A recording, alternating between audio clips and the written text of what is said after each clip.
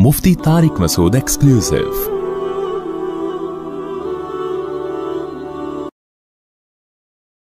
एक दफ़ा मेरा जमातुल मुस्लिमीन से कोई बहस हो रही थी।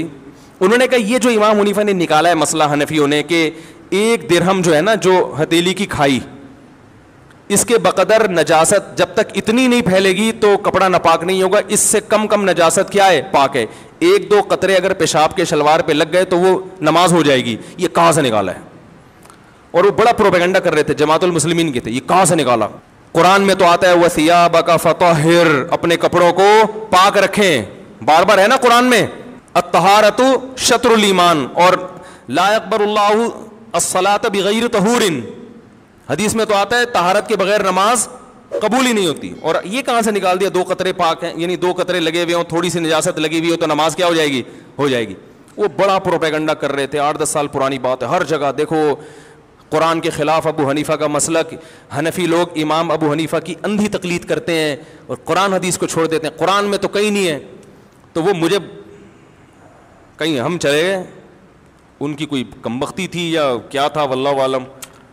तो मैंने उनसे अर्ज़ किया, मैंने कहा देखें आप कुरान में जहाँ ये आता है ना अपने कपड़ों को पाक रखें, कुरान में ये भी आता है मा जअला अलैकुम फिद्दीन मिन हरज, अल्लाह ने तुम्हारे दीन में ज़रा भी तंगी, ज़रा भी का तर्जुमा भी जो ग्रामर जानता है वो कहेगा। मिन हरजिन का मतलब ये नहीं कि अल्लाह ने तंगी नहीं रखी, मिन ये भी ताकीद के लिए और तनवीन भी तकलील के लिए। मिन हरजिन ज़रा भी तंगी नहीं रखी है। मैंने कहा एक हदीस। दूसरी बात ये कि सहाबा किराम जब इस्तिंजा किया करते थे तो सबके पास पानी मुयस्सर नहीं था, ढेलों से इस्तिंजा हुआ करता था। जो लोग पानी से इस्तिंजा करते थे कुरान ने उनकी तारीफ की है उस जमाने में ना, कि पानी से इस्तिंजा कर रहे हैं, कुरान ने तारीफ की, सफाई पसंद लोग हैं। सहाबा में अक्सर इसलिए कि ऐसे वॉशरूम नहीं थे, अरब में तो पानी का हुसूल बहुत मुश्किल था। ये बात तो हदीस से साबित है कि नबी सल्लल्लाहु अलैहि वसल्लम ने फरमाया जो इस्तिंजा करना चाहता है 3 ढेलों से इस्तिंजा करे। सही है ना? तो मैंने कहा ढेले से जब इस्तिंजा करेगा, जो हदीस से सही हदीस से साबित है, जिसको आप भी मानते हो मैं भी मानता हूं कि पानी से इस्तिंजा जरूरी नहीं है, तो ढेले से जब इस्तिंजा करेगा तो नजासत अपनी जगह से मुकम्मल साफ नहीं होती। थोड़े जब आपने पेशाब किया, ढेले से इस्तिंजा किया, तो क्या वो जगह से मुकम्मल पेशाब जाइल हो गया है? मुकम्मल पानी के इस्तेमाल किए बगैर जाइल नहीं होता। तो अब इमाम साहब ने कहा कि कुरान कह रहे हैं कि दीन में तंगी नहीं है, और इतना अपने जिस्म को पाक रखना कि एक सुई के नाके के बराबर टिपका भी ना लगे, ये प्रैक्टिकली मुमकिन नहीं है। आ रही है समझ में? कहीं भी जा रहे होते हैं छींटे लग जाती हैं कुछ ना कुछ। जब आप पेशाब करते हैं, जो आजकल WC का सिस्टम है, क्या ये कोई यकीन से कह सकता है कि 1-2 छींटे भी नहीं लगी होंगी? कुछ ना कुछ तो होता है। तो मैंने कहा अब वो कुछ मिकदार तो बहरहाल मुस्तस्ना करनी पड़ेगी जो खातिर में नहीं है। तो अब वो मिकदार मैंने कहा अपने क़यास से करते, इधर उधर से ऐਵੇਂ ही कर लेते, तो वो फिर एतराज़ का हक था। मैंने कहा, उन्होंने कहा कि भाई जब इंसान क़ज़ाए हाजत करता है तो इतनी फुक़हा का इस पर इजमा है पूरी उम्मत का कि अगर जो जगह जहां से क़ज़ाए हाजत की उसने उससे ज्यादा अगर निजासत फैल जाए ना उस जगह से हटके, तो पानी से धोना वाजिब है, उससे कम कम में वाजिब नहीं है। तो उन्होंने अंदाजा लगाया अच्छा इतना हिस्सा काबिल मुआफ़ी है।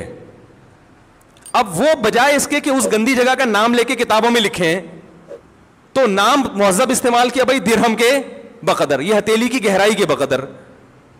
और उसको आज हम अपनी ज़बान में कहते हैं 5 रुपए के सिक्के के बराबर जो है निजासत लगी हो तो वो क्या है? अब कोई 5 रुपए का सिक्का तो बुखारी में कहीं नहीं है, तो ये पागल होने की अलामत है आपके। आप मदरसे में बैठ के प्रॉपर इल्म हासिल करो तो आपको 5 के सिक्के भी नजर आएंगे और 10 के नोट भी नजर आएंगे इंशाअल्लाह। आई बात समझे?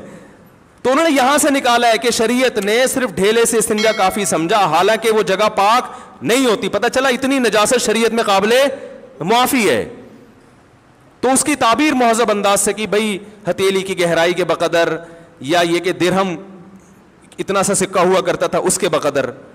तो मैंने कहा आप बता दो, अगर ये दलील गलत है तो फिर आप बता दो कितनी नजासत, थोड़ी नजासत मुआफ है, ये तो पूरी उम्मत का इजमा है। और ये तो आप जब तन्हाई में बैठ के गौर करोगे ना, आप बोलोगे भाई ऐसा नहीं हो सकता कि एक छींटा भी ना पड़े, ठीक है ना? आप भी कहोगे यार ये तो नहीं हो सकता, नामुमकिन है। تو آپ بھی کچھ نہ کچھ مقدار کو معاف کراؤ گے. میں نے کہا ہم فتویٰ اس کے خلاف دے دیتے ہیں کہ بھائی 1 درہم والی جو انہوں نے مثال دی ہے کہ 1 درہم نجاست لگ جائے تو وہ غلط ہے, تو آپ جو پھر وہ مقدار بتاؤ گے قرآن و حدیث کی روشنی میں, ہم اس پہ فتویٰ دے دیں گے انشاءاللہ. نہ آپ بتاتے ہو نہ ابو حنیفہ کے بتائے ہوئے کو صحیح قرار دیتے ہو, اس کا مطلب ہے کہ آپ صرف انگلی توڑنے کے لیے پیدا ہوئے ہو. صحیح ہے نا. امت کے دلوں میں شکوک و شبہات, وسوسے, فرقواریت, امت کو لڑوانا, اس کے علاوہ آپ کا دنیا میں کوئی کام نہیں ہے. تو ایسے درجنوں مثالیں ہیں, درجنوں, یہ تو میں نے چند دی ہیں. تو اس لیے اس پروپیگنڈے سے متاثر ہونے کی چنداں ضرورت نہیں ہے. سمجھ رہے ہو, ہر فقیہ کا اپنا اصول ہے.